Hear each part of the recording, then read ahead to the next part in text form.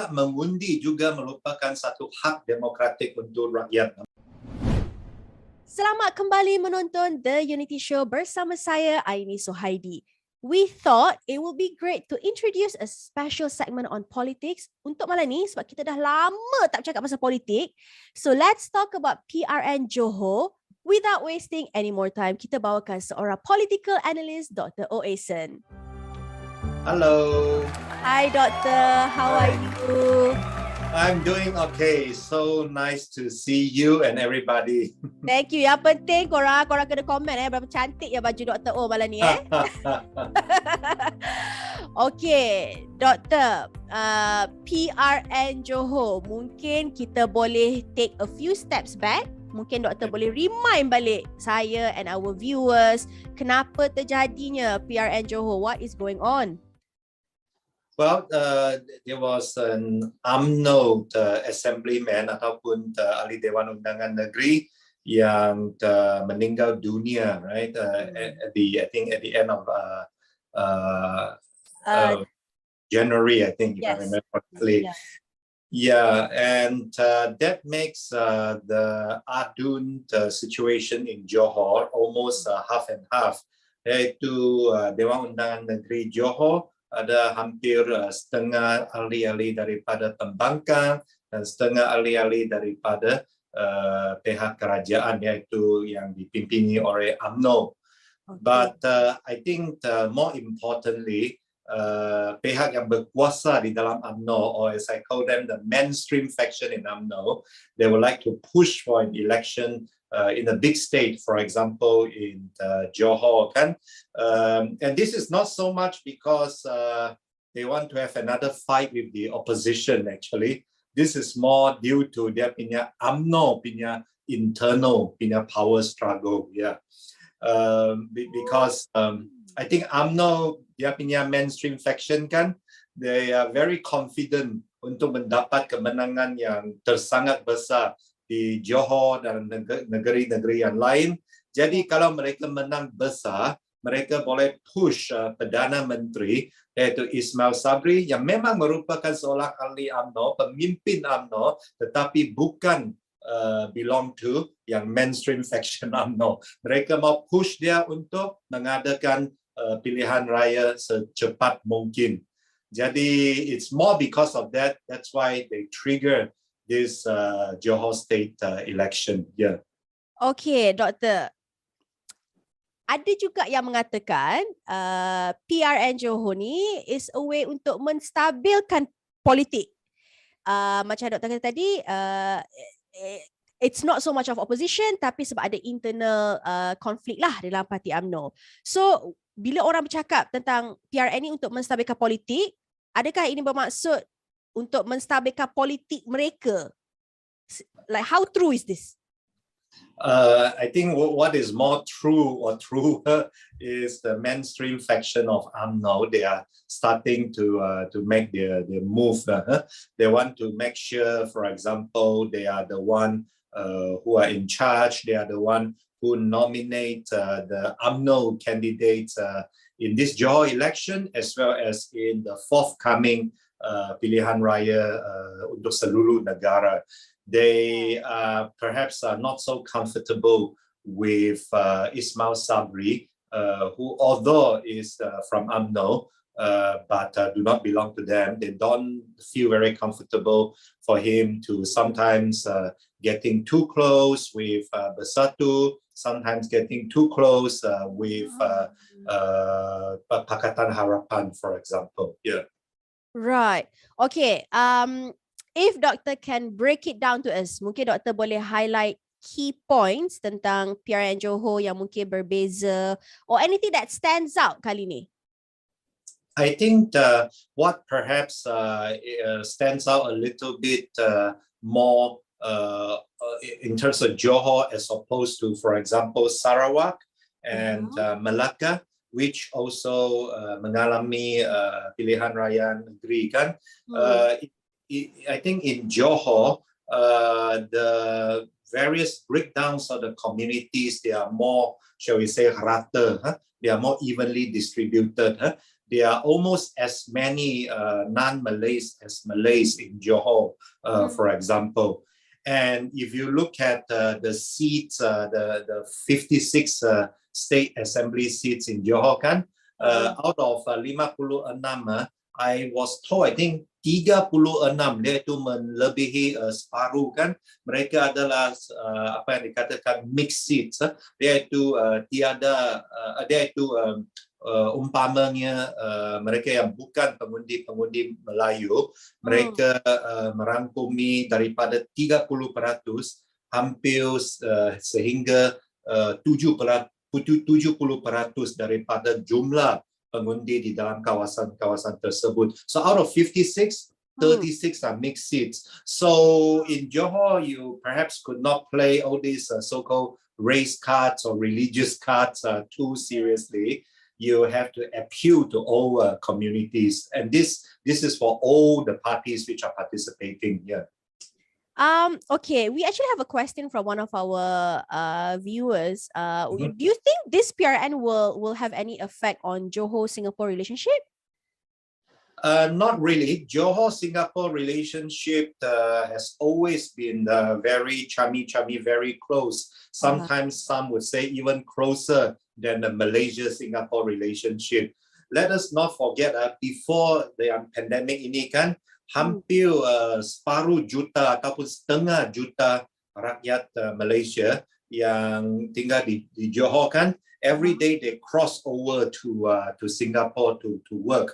So the Johor economy and the Singapore economy, they are actually very much intertwined, but campur gaul to a very high extent. So in fact, in this election, I think one of the important issues is of course about economic development in Johor, right?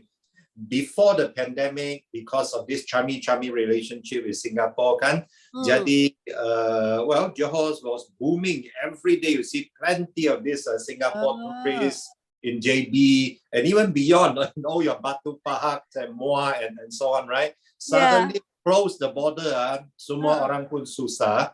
And so anybody who wants to win this election, they will have to provide some sort of solution, you know, as to how to revive Johor economy here. Wow. Okay. Doctor, you know, I thought it was just me, tapi when I asked around, ada a few juga lah, maybe a few of my friends, a few people that I know, when it comes to PRN Johor ni, do you think people ambil kisah pasal PRN Johor ni? Because I feel like as much as people are, it's the same as, okay, macam ni lah, people are sick of staying at home because of COVID, you know. I think people feel the same way about another election dekat Johor. So what do you think? I think the turnout so-called mereka yang keluar untuk mengundi pada hari mengundi, the percentage kan mungkin tidak berapa tinggi, mungkin serendah seperti di Melaka dan juga di Sarawak. Di Melaka hampir 60%, I think in Sarawak even slightly around that tahap. Tetapi di Sarawak, for example, in Kuching, there are some seats whereby the pengundi only about 40% came out to vote. And I think in Johor, you are likely to see a similar situation, maybe around 50 to 60% of voters coming out to vote. Number one, because the pandemic getting serious again, kan? Even though yang simptom-simptom tu mereka kata tidak begitu membahayakan, tetapi nombongnya seperti dahulu kan, nombongnya 30,000 dan sebagainya setiap hari. So number one, the concern about pandemic. Number two, as you also suggested, people getting a bit fed up, a bit tired about politics, right? Macam tiap-tiap bulan ada by election, ada bukan by election, state election. Macam sambut raya lah doktor sekarang. Memang yang berbagai jenis, berbagai negeri dan sebagainya. So people, I think, getting a bit fed up, and so they protest by not coming out to vote. Betul. Okay, Doktor, if we can go back to your earlier point. Tadi sebab Doktor kata apa yang berbeza kali ni is parti-parti tak boleh memainkan sentimen perkauman kan, when it comes to, it has always been like that, you know, sentimen Melayu, sentimen kaum, they always use that sentiment bila turun padang. Okay, so kalau Doktor dari segi I mean, I guess when you look at it now, parti-parti yang tengah bertanding sekarang, in what sense, okay, now because diorang dah tak boleh mainkan sentimen perkauman. So what sort of sentiment, like what are they doing different now for each party? What do you think? I mean, not what do you think, like what do you see? Well, I think in the eastern part of Johor, all the Mersings and the surrounding areas, right? I think these are still UMNO's strongholds. UMNO actually do not have to play any cards. UMNO could just turn up and they will win, right?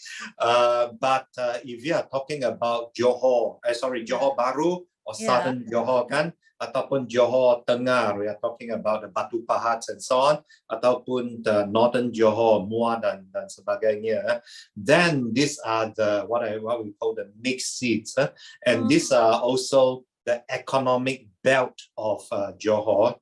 Jadi, if you want to appeal to the voters there, it's all about, I hate to say it, it's all about money. Not so much that you have to pay them money, but you need to create the kind of jobs for them, the kind of jobs that they lost due to this pandemic. How are you going to address that, right?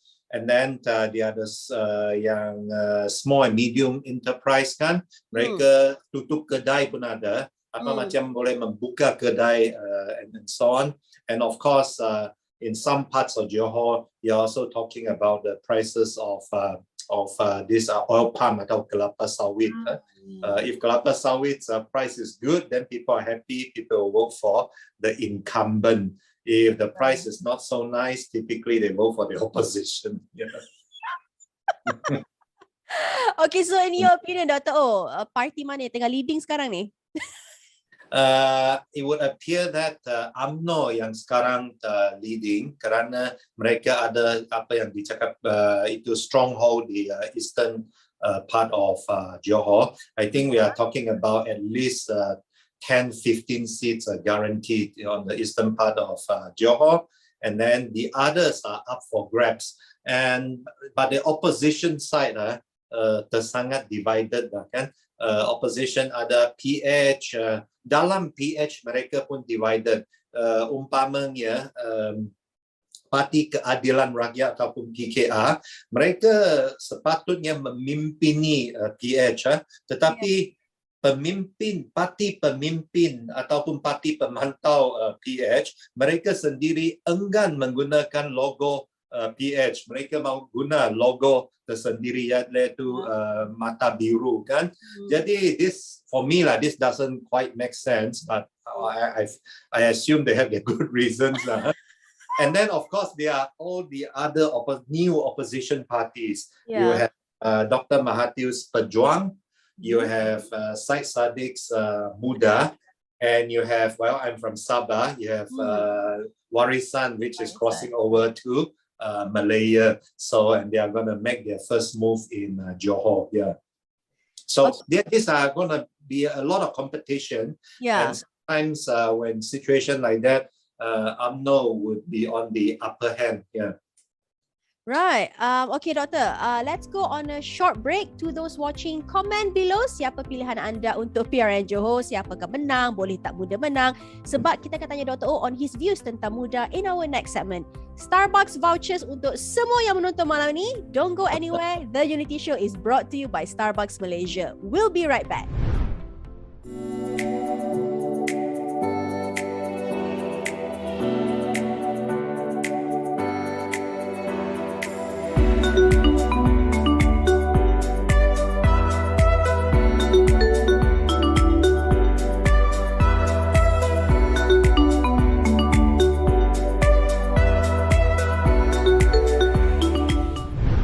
Welcome back ke segmen kedua. Kita masih bersama Dr. O, and malam ni kita akan bercakap tentang PRN Johor.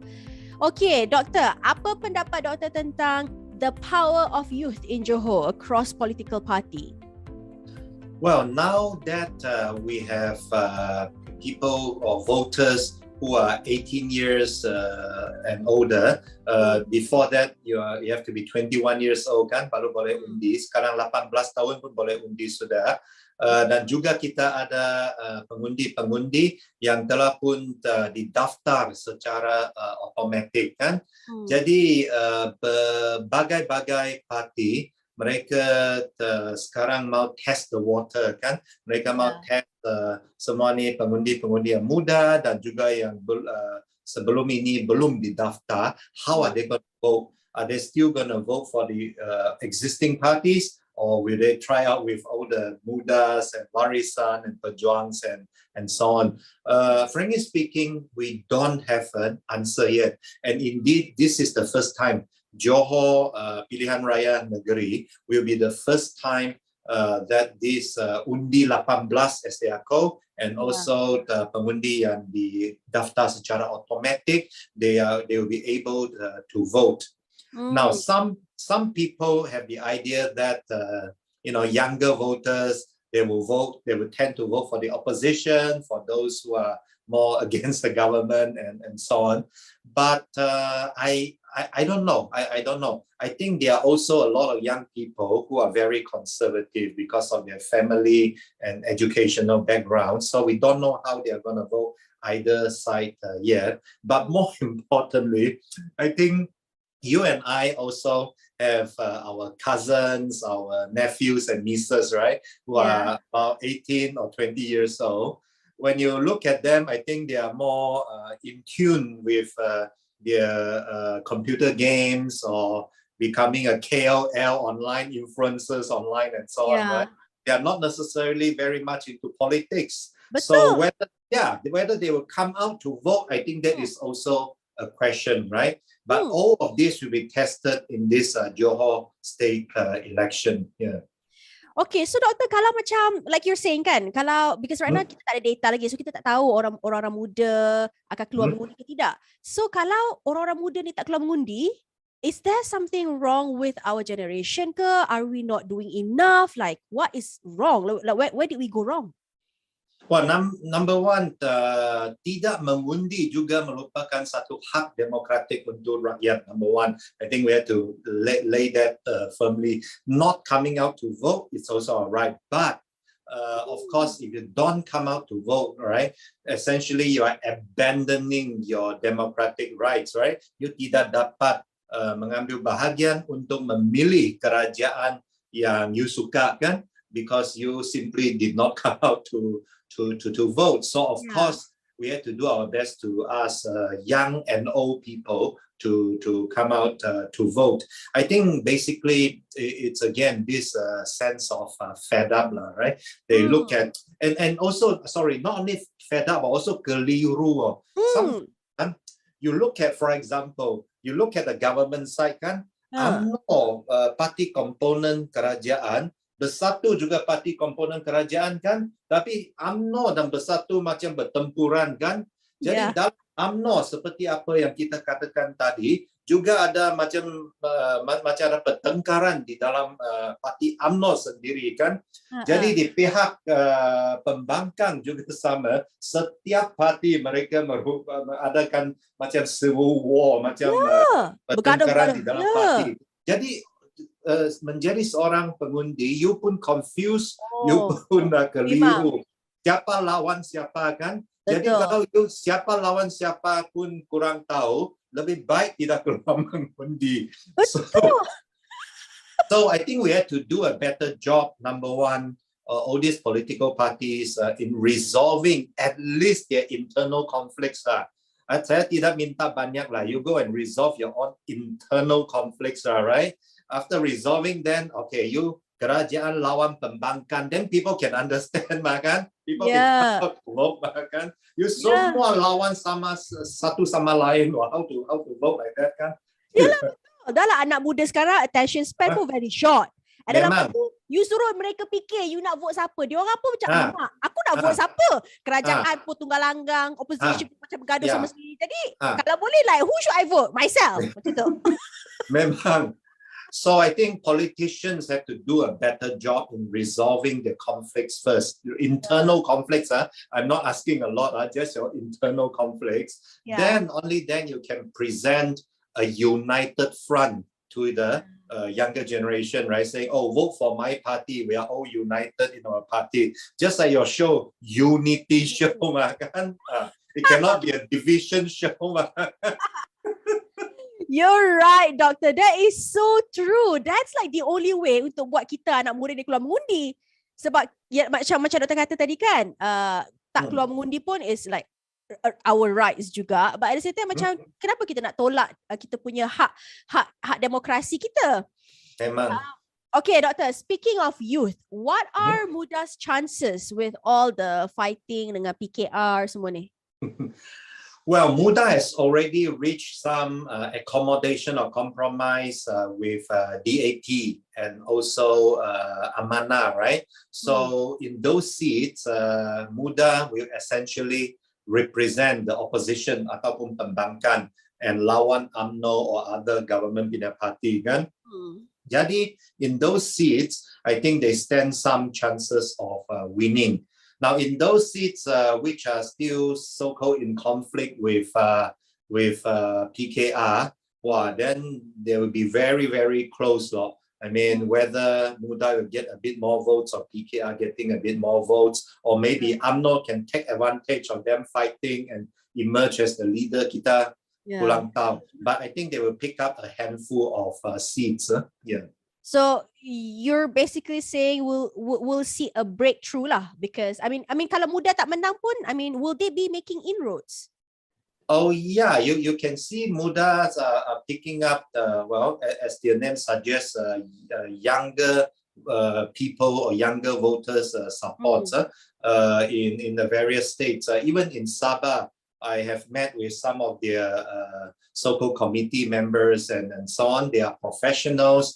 They are from across all the berbilang kaum dan sebagainya. I think they try to present this as a very multiracial, it's a hope of the country and so on. So I think Johor, if they can win, let's say not a lot, let's say a handful of seats, 3, 4, 5 seats, that's already quite significant for a new party.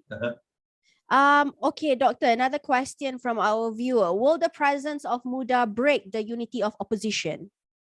Well, if they cannot reach accommodation with PKR, then it will be bertempuran. But if they can, at the last minute, for example, the night before the nomination, reach some accommodation with PKR so that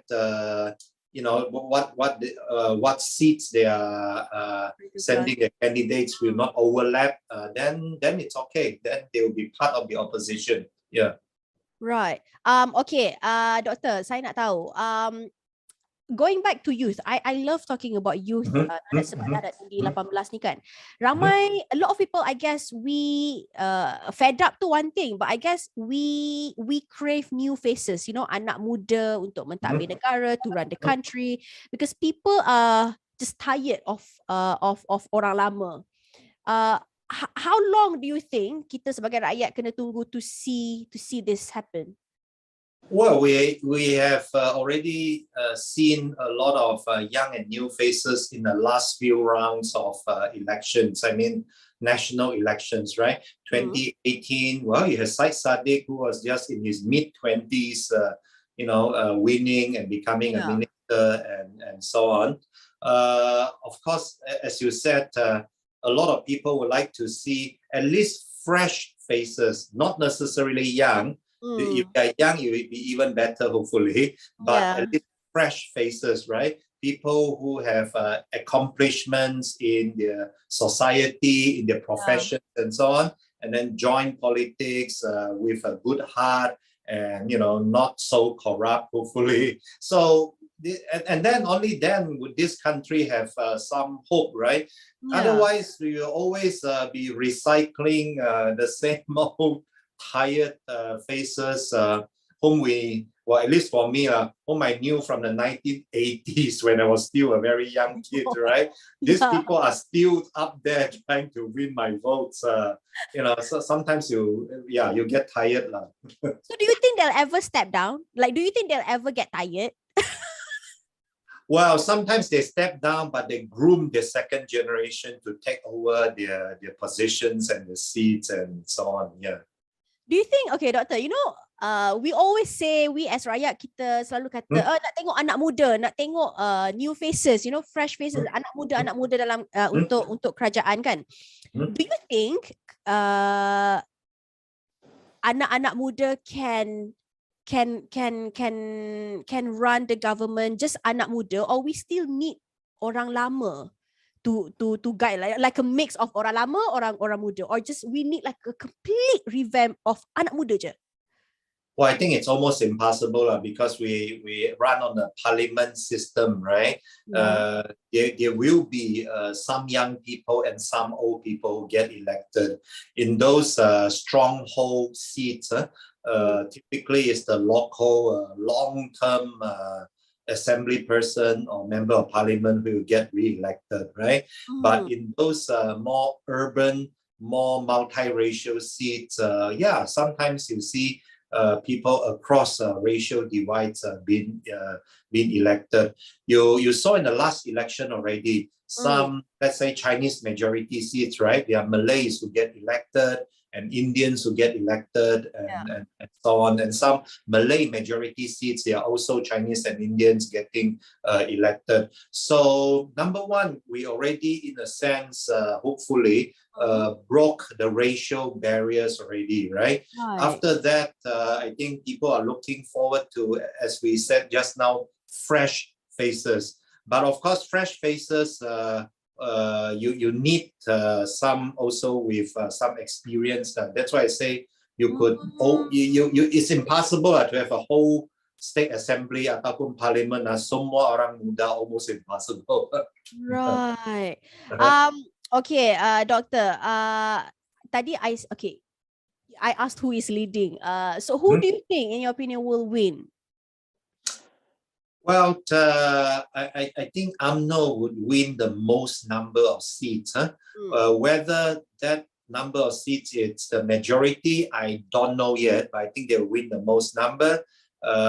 Perhaps followed by, shall we say, all of the opposition parties, whether it's PH or Muda and so on. I think they will win like the second highest number of seats, and then you have some seats won by, for example, Bersatu and also PAS. Yeah.